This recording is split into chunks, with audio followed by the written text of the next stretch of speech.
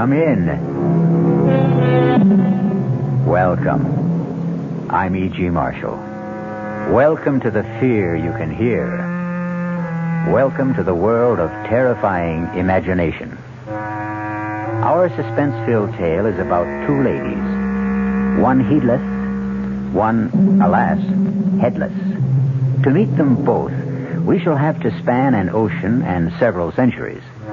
The story of both ladies comes from Rudley Castle in the Cotswold Hills of England. But the tale of the first lady belongs in this century, while the legend of the second comes riding to us out of the medieval past. Charles! Charles! What? Charles, wake up! Can't you hear them? There they are again. What is it, Beth? The hoofbeats! This time they're coming straight for the house. Where are you going, Beth? I've got to see. It's the dead of night. You can't see anything. It's bright moonlight. Oh, God. She's right in the courtyard below. She's sobbing. Out of your mind? She's throwing back the hood of her cape. You come back to bed. Oh, she has no head. There's nothing out there. Oh, no. Her head in her hand. She's holding it up by the hair. Charles, come quick. All right, I'm coming. The face, it looks 1,000 years old. Oh, it's my face, Charles. Help me. It's me.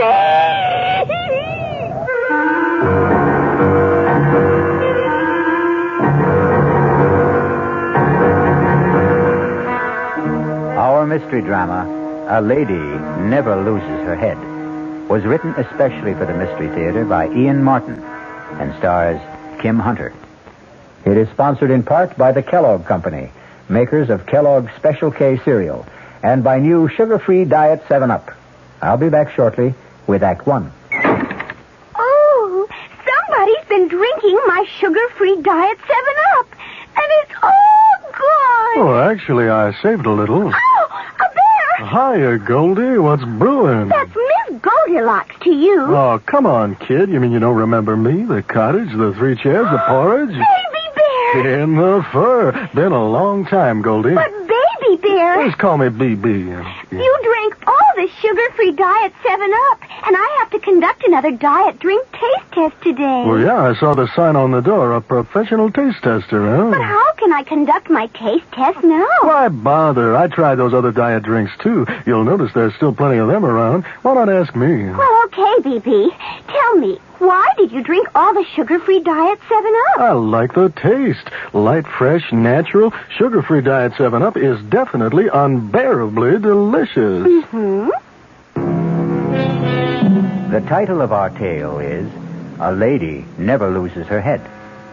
This has been an accepted dictum since the beginning of recorded history.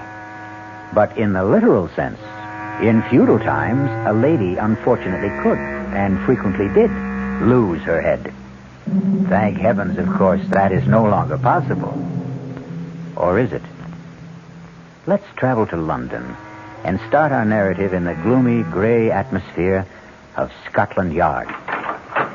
Excuse me, Inspector. Yes, Crothers, what is it? Young lady outside to see you. Most attractive. Blue-eyed, blonde hair, about 24. American, about 5... Yes, I can do without the vital statistics. Does she have a name? Yes, sir. Beth Stanton, Miss.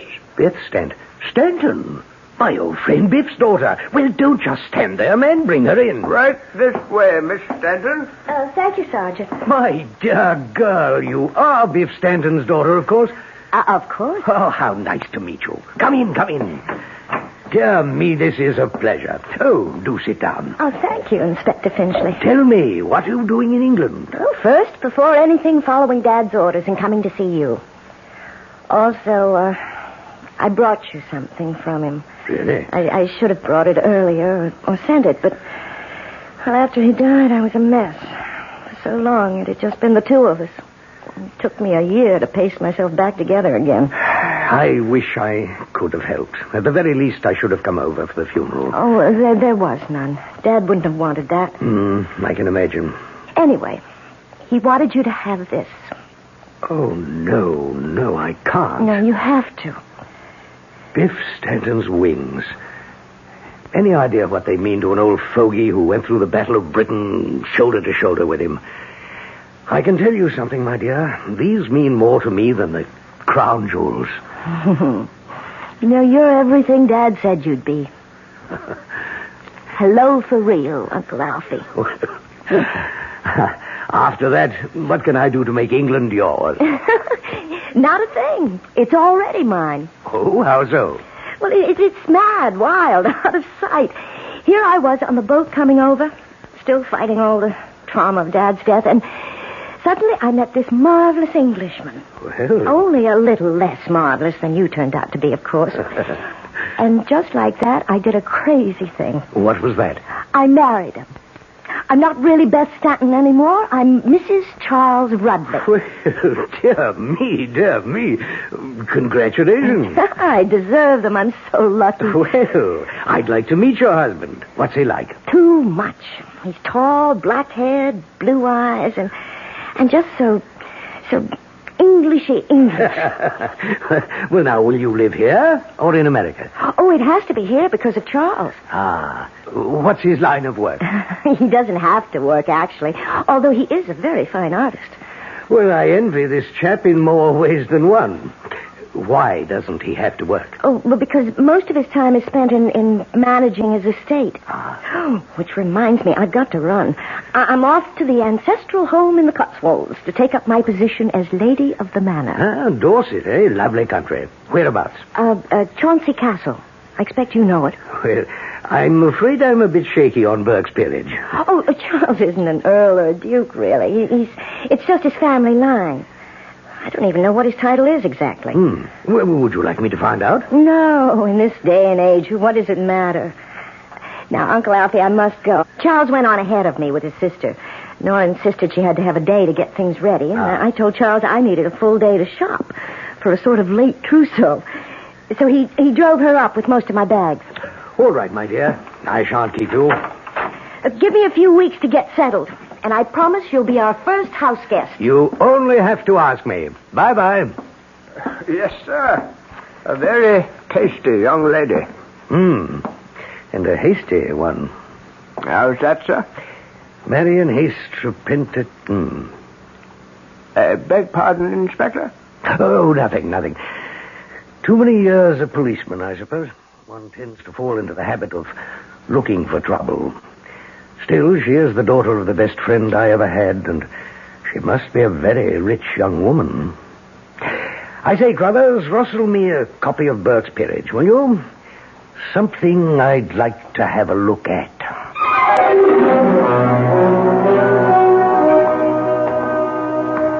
So, milady, how do you like your castle? Oh, Charles, it's something else. It's what? I mean it. I mean it's too much. It's magnificent. It's breathtaking, thrilling. There just aren't enough words. But it's sort of creepy, too.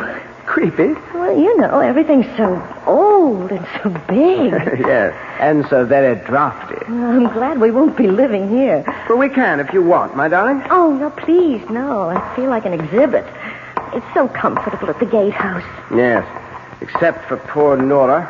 She is sort of underfoot. Oh, come on. It's not that small. And I'm not going to put Nora out of her own home. You're sure you don't mind, dear? Are all these paintings legitimate ancestors? Yes. Charles? What is it, Beth? Who's that? Ah, yes. I thought that one might pique your curiosity. That was the Lady Elizabeth Chauncey. Beyond question, the most attractive of all the family. Until now. But she looks just like me. A very pallid copy, my darling. Besides, she was very dark. Not like my fair and golden-haired American beauty. Well, still, gee, imagine all those years ago, someone in your family who... Oh, when did she die? Oh, somewhere in the middle 1500s. She died very young, as the story goes. How? Oh, accidentally. Darling, I think we ought to get back to the gatehouse. It's almost time for tea.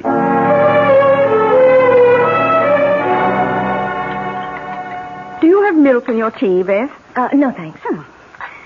Well, how did you like the castle? Oh, it's great.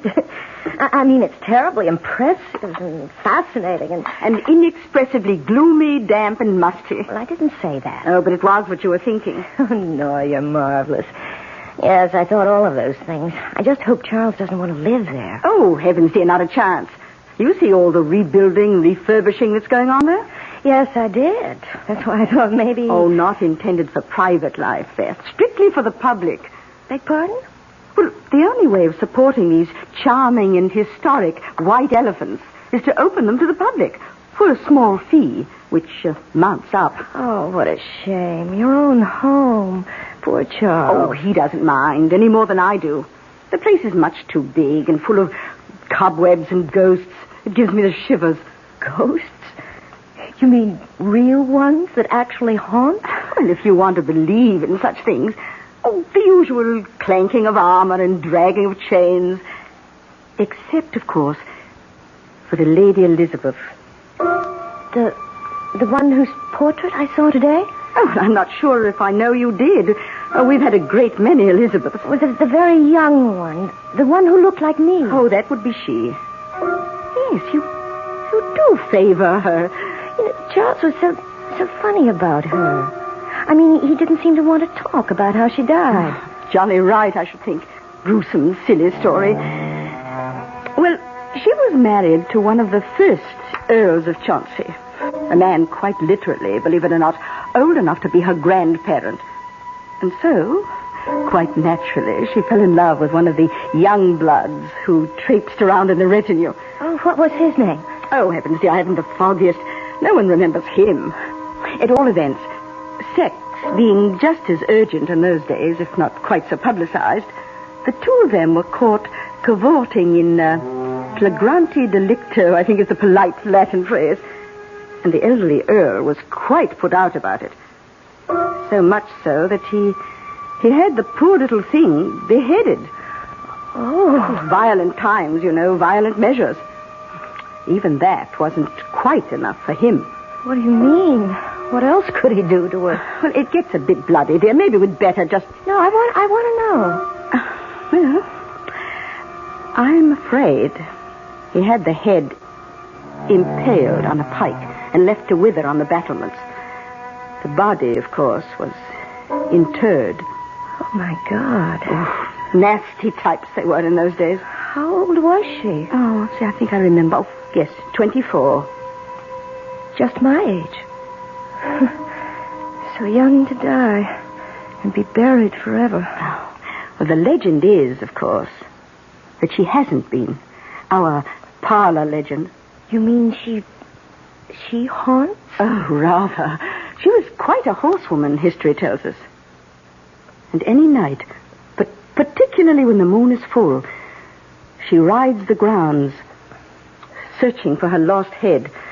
She's quite famous locally. I must admit, when the wind's from the west, I sometimes swear myself I can hear the hoofbeats.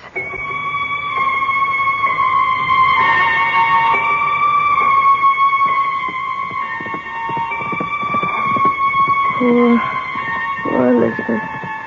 Poor... No. What's that? Charles, wake up. What is it, Dolly? Do you hear them? Why? Somebody riding a horse. It's 2:30 in the morning. But can't you hear them? You don't suppose Elizabeth... Oh, that stupid legend. I'm really quite furious at Nora. No, don't be, please. I expect I'm the stupid one. It's all so new to me. I'll settle down. Let me assist in that process. Darling. I don't hear the hoofbeats anymore. You never did. Just the excited beating of your husband's heart. Oh, I love you. And I love you. You're so lovely. I can't wait to paint you. I'll sit for you. Do you know what I'd like to do tomorrow? What?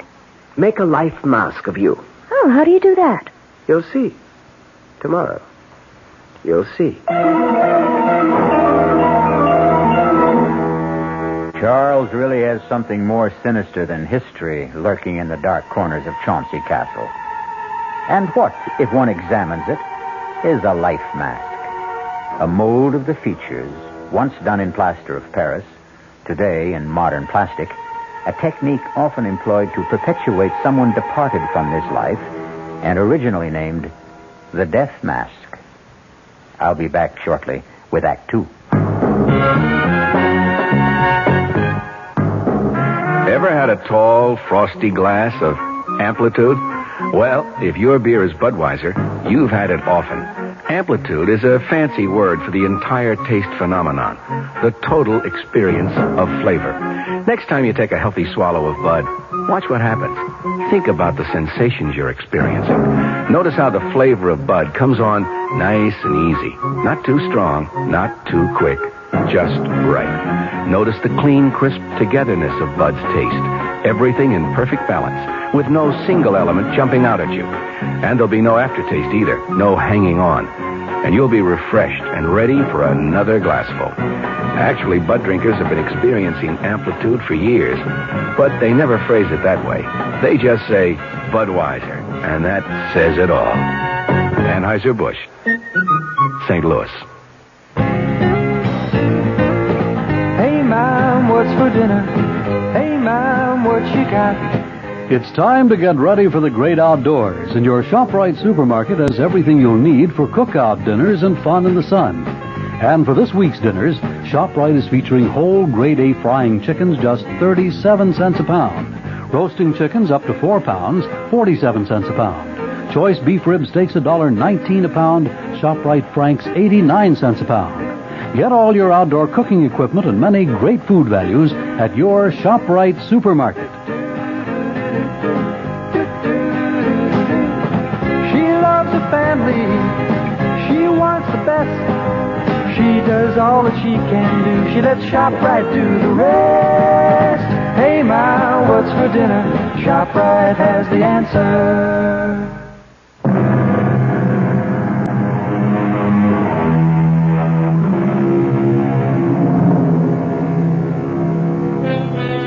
Have you ever had a mask made of your face?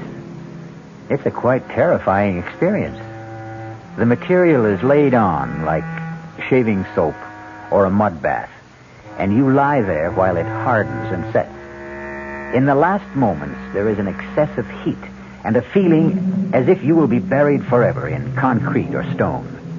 You can breathe, but the shut-in feeling, the claustrophobia, suggests you can't.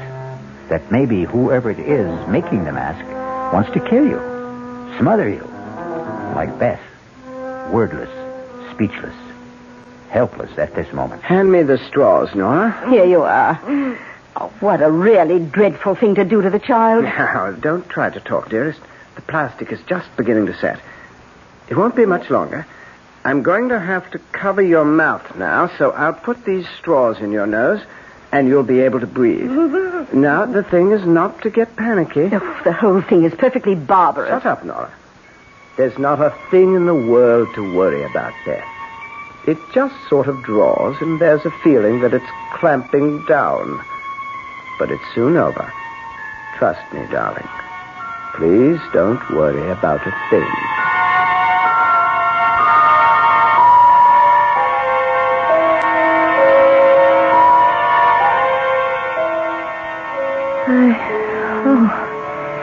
I thought I was going to die. I've got the most beautiful mold of your face. You'll see it was worth it. Oh, honestly, darling, I was scared. I'm like Elizabeth. I'm much too young to die. Will you forget her? Yeah, I'd like to, but she haunts me. I never ever thought about death before, and now suddenly... Darling, have you made a will? Good Lord, Beth. You are morbid. No, since you ask. Well, you should. Well, everyone should. Well, I expect you're quite right. I'm rather careless about money matters. I'll take care of it first thing in the morning. May I come with you? Why, if you want. But I want to make one too, Charles. It's really quite important. Well, my dear, if you insist. See, I never told you, Charles, but I'm really worth an awful lot of money.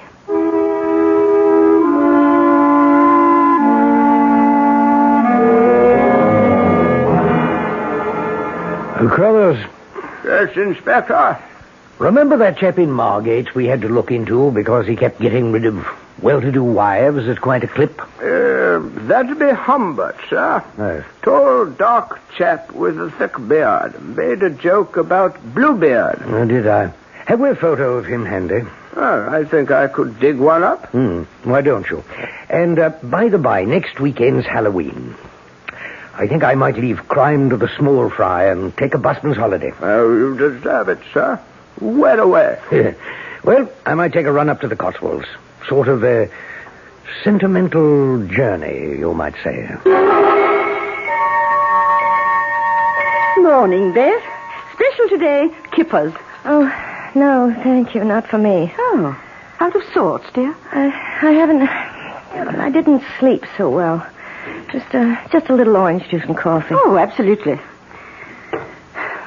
Well, anything wrong? Oh, no, not really.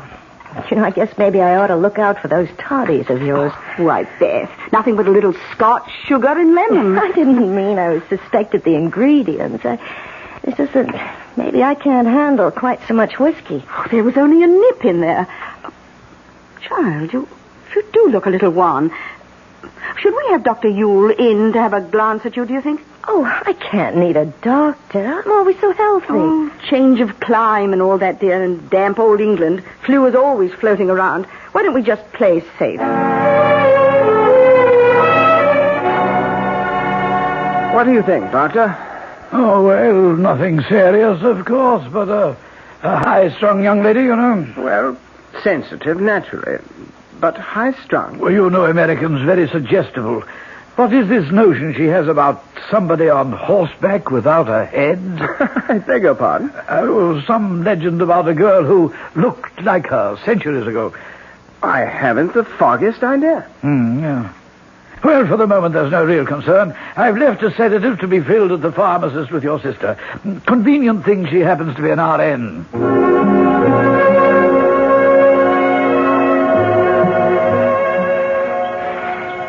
You're sure you're up to this, Beth? Oh, Charles, I simply had to get out of doors and away from the cottage. Let's just enjoy a walk into the castle and pretend it's all the beginning. Well, now, just stay well in the center of the drawbridge. Needs a lot of repairs. It's just incredible to think that knights in armor rode across this bridge. How far do you suppose it's down to the bottom of the old moat? 50, 60 feet, perhaps. A mess, isn't it? All those weeds and jagged rocks. Can we go in and poke about? Your wish is my command. Beth? Right here. Where on earth have you got to? Like a magnet. Right back to her. The Lady Elizabeth. She fascinates me so. Well, there really isn't all that much resemblance. Oh, I don't agree. She could be my twin. And it's funny. What's funny? But it's so hard to put into words, Charles. It's just a feeling. I mean, her portrait is just as old, and the paint is just as cracked as all the others, but somehow she feels so immediate, so today. Almost as if she just sat for the portrait, and the artist had just finished it. That is rather strange. You can see that the pigments are medieval. The patina is centuries old, just like the model. I know. I should stop identifying myself with her just because of a chance resemblance. Oh, Charles, I'm cold. Let's get back to the gatehouse and that nice living room fire.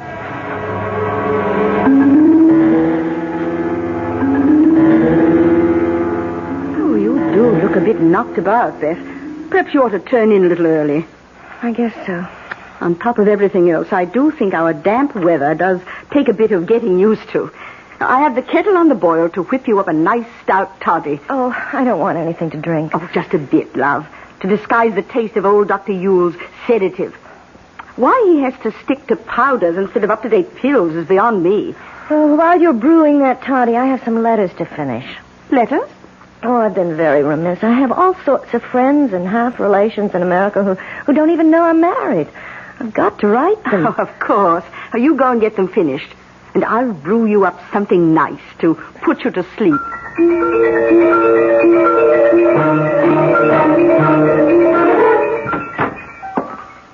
Here you are, darling. Nora's best. Plus Dr. Yule's guaranteed potion for a restful night. Thanks, Charles. Oh, I'm sorry to be such a bother. Hush. Get all your letters finished? Yes. I must mail them first thing tomorrow. Let me have them, darling. I have to run into the village to pick up the post. I'll send them off then. Okay. And by the by, I hate to bother you with this, but as long as you have pen in hand, want to look this over and sign it? What is it? That last will and testament that you insisted on making. Technically, I suppose I should have John and Nellie witness your signing, but I'm sure they'll take the will for the deed, if you'll excuse a complicated pun. Sign it later. Oh, yes, let's get it out of the way. I have enough morbid thoughts as it is. What morbid thoughts? There. I hope to God it never has to be executed. Amen. Now drink your toddy, and it will relax you. All you need is a good night's sleep. I'd give anything for that. If I could just stop dreaming about her, or hearing those hoofbeats. Charles. What, dear? You don't think I'm going crazy, losing my mind? Oh, now, come on. Drink up. And I'll hold you tight till you go to sleep. It's strong. But it does feel good. Charles, you're so good to me. How can I ever repay you? You will, darling. You will.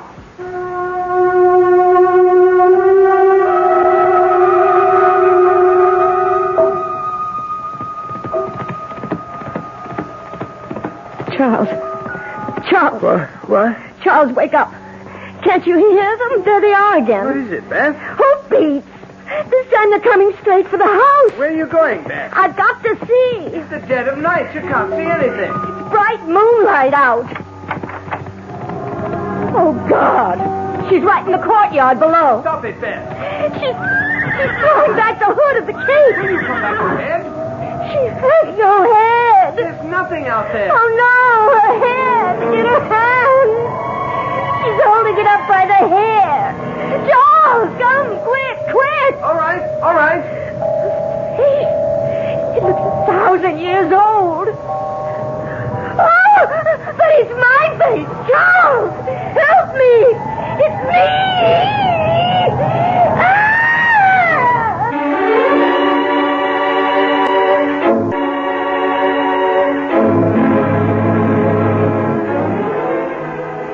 More and more, the question narrows itself down to a very simple one.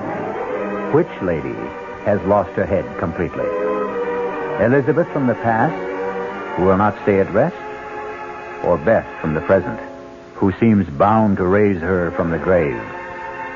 I'll be back with at least some of the answers when I return shortly with Act 3. And now another story of the ball and chain as Kellogg's Special K presents Veronica and Jack. Oh, Jeffrey, isn't this romantic? Out in a quiet lake at night with you rowing the boat. Yes, Veronica, it's really neat. Jeffrey, what was that? Frogs. Frogs that go bonk? They're pretty weird frogs. Oh, Jeffrey, you're such a card. You have a ball and chain, like the ones they use in those Special K commercials. Yes, Veronica, it symbolizes my few pounds of extra weight, but I'm going to get rid of it. How? By exercising. You know, like rowing this boat and eating smart at every meal, starting with a Special K breakfast. You mean a 1-ounce bowl of high-protein Special K, 4 ounces of skim milk, orange juice, and coffee? Precisely. It's less than 240 calories, and it tastes delicious. It'll help me get rid of this ball and chain. I'll help too, Jeff. After all, we're all in the same boat. You have a ball and chain, too. Your happy ending could begin with the Special K breakfast from Kellogg's. This year, Italy gives you the one thing every vacationer wants for his money. More. In fact, your dollar buys more in Italy than in 85% of the tourist countries of Europe. Take restaurants. There's one in Rome called Ambasciata d'Abruzzo. Without asking you, the waiter brings a whole ham, 24 kinds of sausage, a huge antipasto, and 3 courses of pasta. When you've consumed all this, the waiter finally asks, "What would you like to eat?" You order the meat platter and get 6 kinds of roasts. After a salad, cheese, fruit, and cake, the waiter now asks, "How much would you like to pay?" You agree to $5 a person. And how do you get to this feast? On Alitalia. No other airline flies only 747s nonstop from New York to Italy. Call an expert, your travel agent, or Alitalia, and come to Alitalia's Italy, where you get more than you dreamed of for less than you thought. Based on exchange rates as of April 1st, 1974. North Jersey is certainly getting a higher yield this spring, especially with Suburban Savings' special high-yield savings certificate that you can raise for fun and profit. All you have to do is plant a modest $2,500 minimum in Suburban's limited-issue 7.50% savings certificate. Then put your certificate in a nice, safe place. Suburban takes care of the rest by compounding interest continuously from day of deposit, paid quarterly. You'll get a nice, healthy 7.90% effective annual yield on your 7.50 savings certificate when you let it grow from 4 to 10 years. Early withdrawal prior to maturity is, of course, subject to a substantial penalty. So for a nice, healthy 7.90% annual effective yield, grow Suburban 7.50% savings certificate for fun and profit at any Suburban saving office in Bayonne, Edgewater, Elmwood Park, Emerson, Hackettstown, Morris Plains, Nutley, Paramus, and Sparta.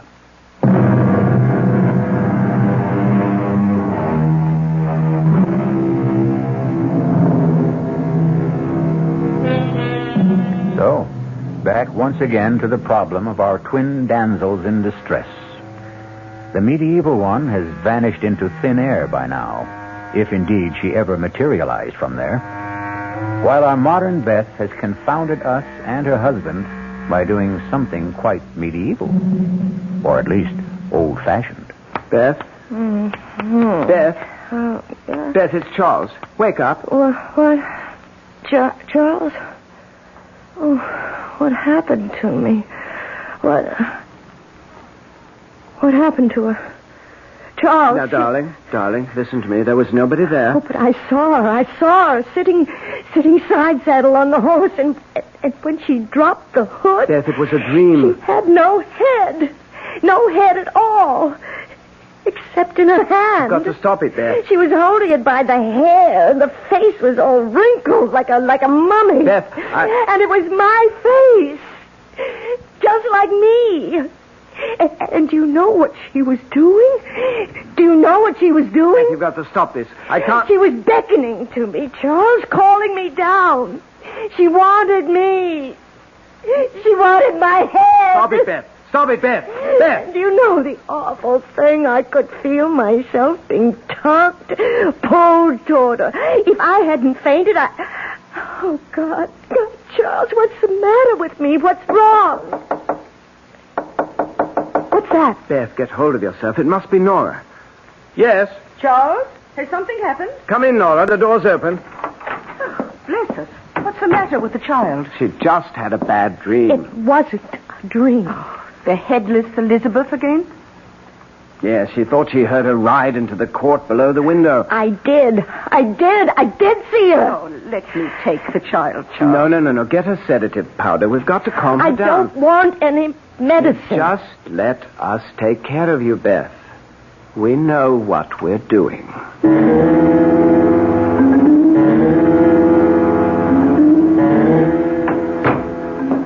Well, I think we've got her under control now. I'm so sorry to rout you out so early in the morning, particularly on All Hallows Day. Oh, that's quite all right, Mr. Rudley. Quite all right.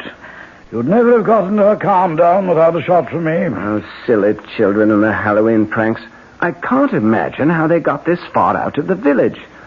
Did you see this apparition that scared Mrs. Rudley so? Oh, good Lord, no. By the time I got to the window, the yard was bare. How the young'uns could have disappeared so far? Oh, I don't think this was any childish prank. What? No, it's something much more serious, I'm afraid. You don't mean sleepwalking? Oh, dear me, that too. I see. Now, you say she lost her father recently. Yes, a year ago. And they were very close. Yes, extraordinarily so, I would say. What is it, Doctor? You don't think... I'll tell you what I do think, Mr. Rudley, and I'm going to be very honest. This case, your wife's problem, is far beyond a country doctor like myself. I think she needs psychiatric help. Oh, no. For her own sake. If it weren't for the fact that your sister is a registered nurse, my recommendation would be to have her immediately hospitalized. Psychiatric diagnosis is still my recommendation. I believe it's vital to keep her from harming herself. Harming herself? How? Oh, I don't know that. But I do know that for whatever reason she is, well, in layman's terms, a nervous wreck. Hypertense, in spite of all the sedation I've been giving her. Subject to delusions and the victim of a death wish. You must get help very quickly. Help from a specialist. And she should not be left alone for a moment. Well, that's quite a blow. I'm sorry, but even suicide is not out of the question. Good Lord. I wonder, could I talk to her now? Well, she may be a bit drowsy, but if she's not asleep, yes. Now, I'd like to suggest some doctors... Doctor, I want you to. I have to go into the village to pick up the post. Would you mind dropping me? We can talk on the way. Splendid. I'll only be a minute. I want to go back to Beth. Meet you at your car. Oh, it's you, Charles. Is she asleep?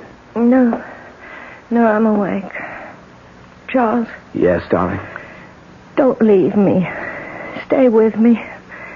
Don't leave me. Of course I won't leave you. You can't get rid of me. I've been very silly, haven't I? I can't quite remember. There's nothing to remember.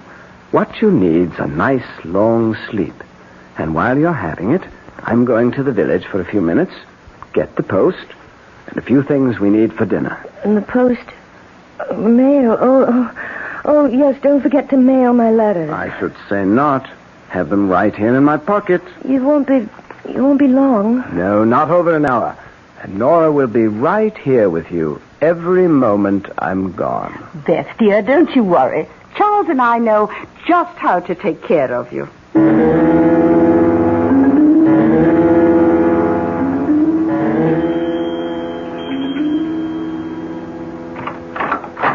Yes? Oh, how do you do? Are Mr. and Mrs. Rudley at home? Oh, no, I'm sorry.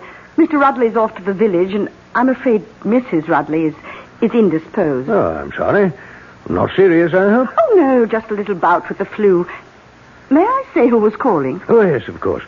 Alfred Finchley. Oh, well, are you a friend of Mrs. Rudley's? No, not really. Old army chum of her father's. Oh. Just happened to be driving by, and I'd heard she'd been married, and I wanted to, well, you know, pay my respects. Oh, well, I know Beth will be so sorry not to have seen you. I'm her sister-in-law, by the way. How'd you do? Perhaps later this afternoon, if there was some place she could call you. Oh, no. I'm driving back to London.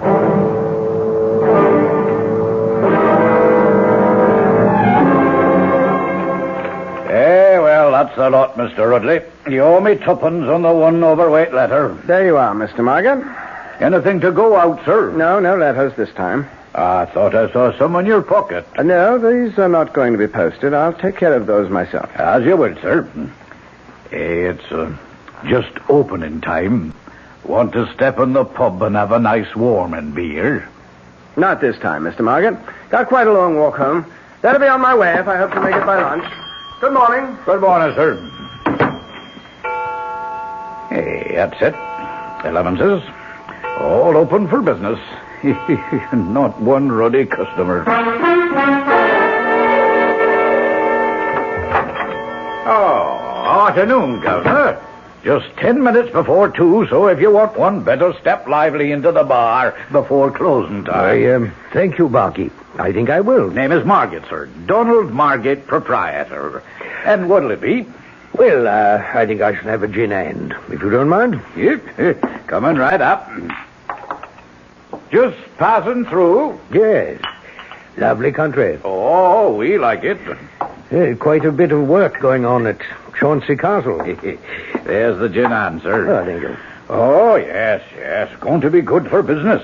Oh, so? Going to open it to the public, the family is. Make a tourist attraction. Well, I thought it was because the present incumbent has got married. Present incumbent? Oh, you mean the doddery old Duke? Oh, no. I meant young Mr. Rudley. Oh, him? Why, Lord bless your soul, he's not family, sir.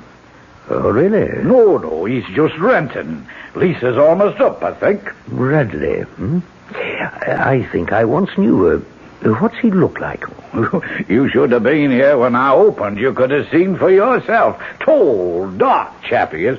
Yes, he wouldn't by any chance be this chap in this picture, Well, no, that'd be hard to tell. I mean, Mr. Rudley's clean-shaven and a lot thinner than this chap. Still, take away the beard, cut off some of the hair. No, I just wouldn't know.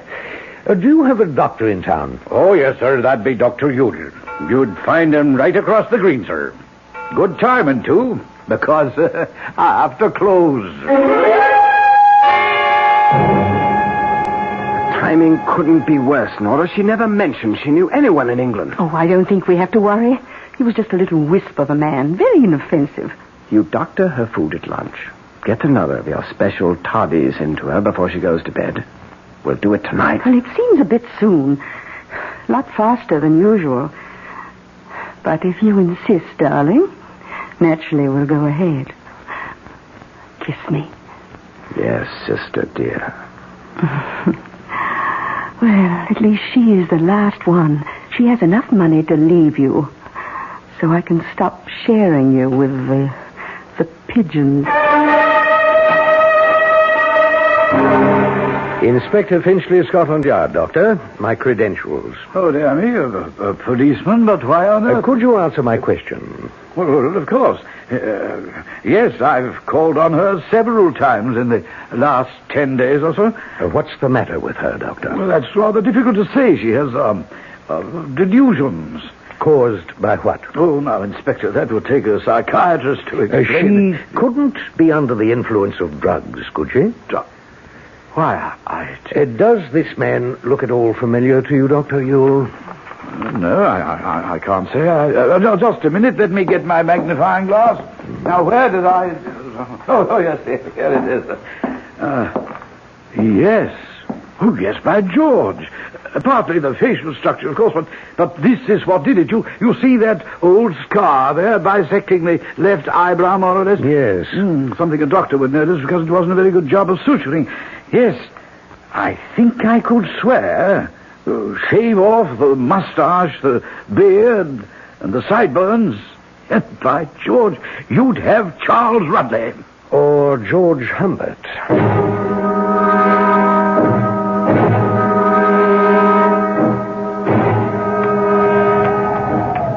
Thank God for the help of Elizabeth's phantom steed. I thought we'd never get her downstairs. You wouldn't think she'd be so heavy. Dead weight, brother dear. Not quite yet. Poor Beth. A pity. No time for sentiment. She's worth a lot more to us, dead. Now help me get her off the horse and then get him back to the stable and call the doctor. After you throw her over into the moat, you'd better make very sure she's dead. I'll make sure. All right. I'll get her off the horse. Stand still, Rudley. Just hold it right there. What? I've got you covered. This is the police. Don't move. Oh, you fool. Well, they're not going to get me. It's too late. Get out of my way. Watch it. Don't shoot after the horse. We don't want to harm the girl.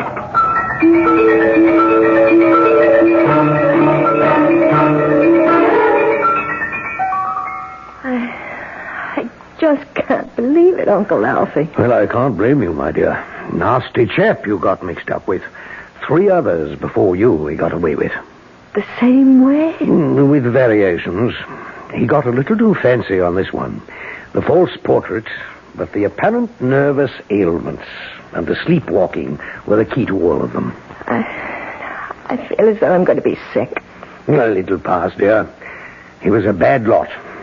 Worth not one single tear. And Nora, she was the one on horseback? With the costume rigged to appear as if the wearer was headless, and a papier-mâché head made from your life mask. I think she's almost worse than him. And to think she got away scot-free. Not quite, my dear. We'll catch up with her. Now, you rest a while and don't worry. I'm right outside. As long as I'm around, you'll never have to worry again. Good night. Good night, Uncle Alfie. All right, Doctor? Oh, yes, she'll be fine. You say you did catch up with the woman? Nora. A lot more than just police caught up with her. You know the work they're doing on the castle? How's it called? Well, apparently they found some structural weakness in the arch of the main gate. So they supported it by stretching a thin steel cable from one side to the other. Well over normal head height, of course, if you're walking. But unfortunately, not high enough to clear someone on horseback. Good Lord, no. Oh, yes. Cut her head off as clean as a whistle. Charles Rudley was eventually convicted of murder of one of his earlier wives. He was sentenced to life imprisonment. His common law wife, Nora, lost her life and, of course, her head. It's nice to consider that, in her case at least, the punishment fit the crime. I'll be back shortly.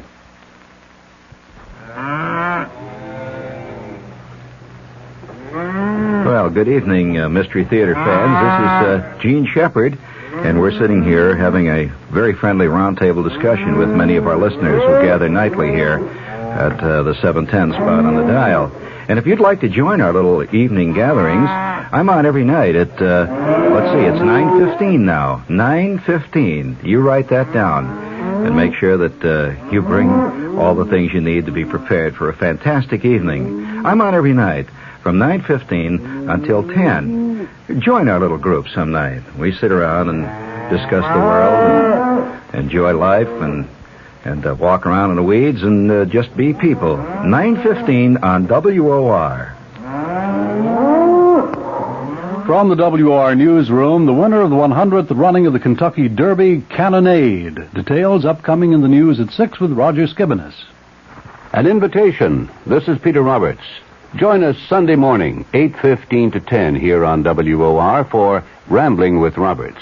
2 hours of music, specially selected for Sunday morning listening pleasure, along with, bits of weather information, news headlines, bits of trivia, such as the fact that a man from Onowa, Iowa, received a patent for what he called Eskimo pie, which was ice cream coated with chocolate. It all happened in 1922.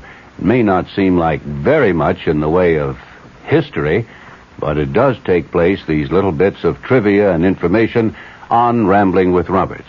So, of a Sunday morning, make a note. 8:15 to 10, right here at 710 on your dial, come Rambling with Roberts. You don't have to give us an RSVP, just be on hand. Thank you.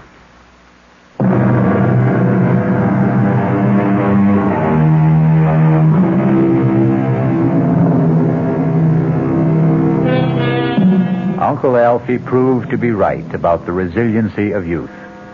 It took a couple of years, but eventually Beth settled down and is happily married to a psychiatrist in Duluth. As for this fable itself, it also goes to prove that time not only heals all wounds, but eventually wounds all heals. Our cast included Kim Hunter, Nick Pryor, Bryna Rayburn, Ian Martin, and Court Benson. The entire production was under the direction of Hyman Brown. And now, a preview of our next tale. This is a voodoo doll. All of him is made with things that once belonged to Truedo. The one last thing I needed to make the spell work. The weapon. Now at last I have in my hand the instrument of destruction. I straighten out the circle, turn the head to the sky, and death the tail towards the ground, and strike! What have I done, Mr. Ramsey? You drove the bracelet like a knife straight through the doll's head. From temple to temple, Hernando Trujillo will be dead by midnight, and we will all be free. Radio Mystery Theater was sponsored in part by Anheuser-Busch Incorporated, brewers of Budweiser. This is E.G. Marshall inviting you to return to our Mystery Theater for another adventure in the macabre. Until next time, pleasant dreams.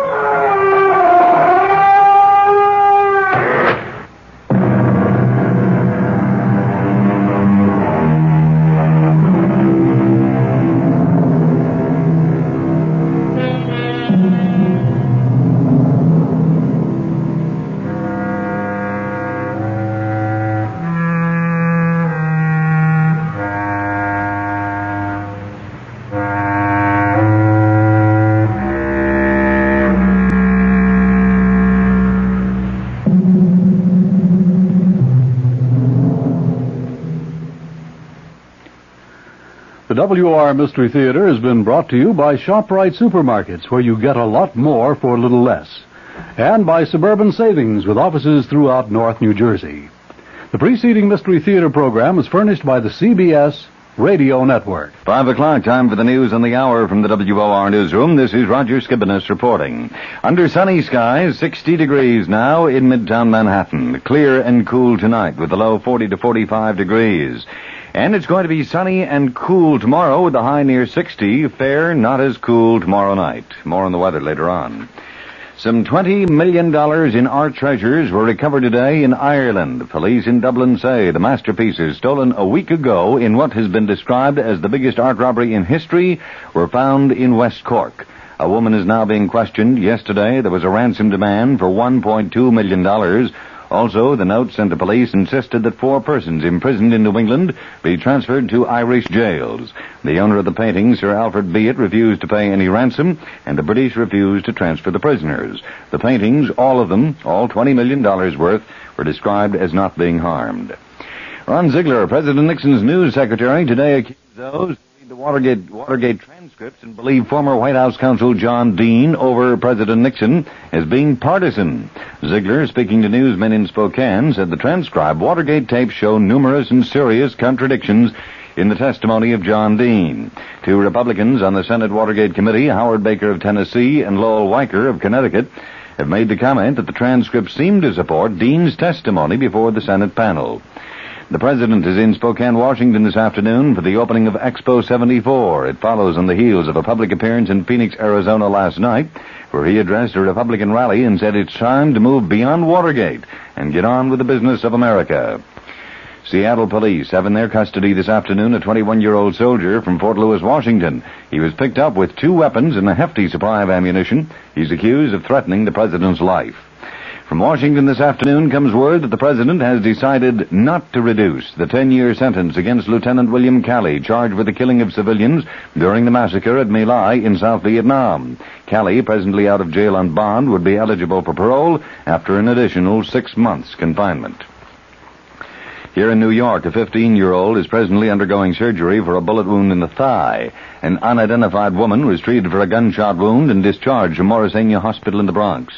The injuries occurred when transit police on a stakeout apparently intervened during an attempted holdup of a change booth at the 167th Grand Concourse station of the IND. According to police, the youth drew a gun, pointed it at an officer. The transit cop then fired 5 shots. It was later determined that the pistol pointed at the officer was a toy gun. It's believed that the 3 youths were involved. 1 apparently got away. Another is being questioned at the 44th Precinct in the Bronx.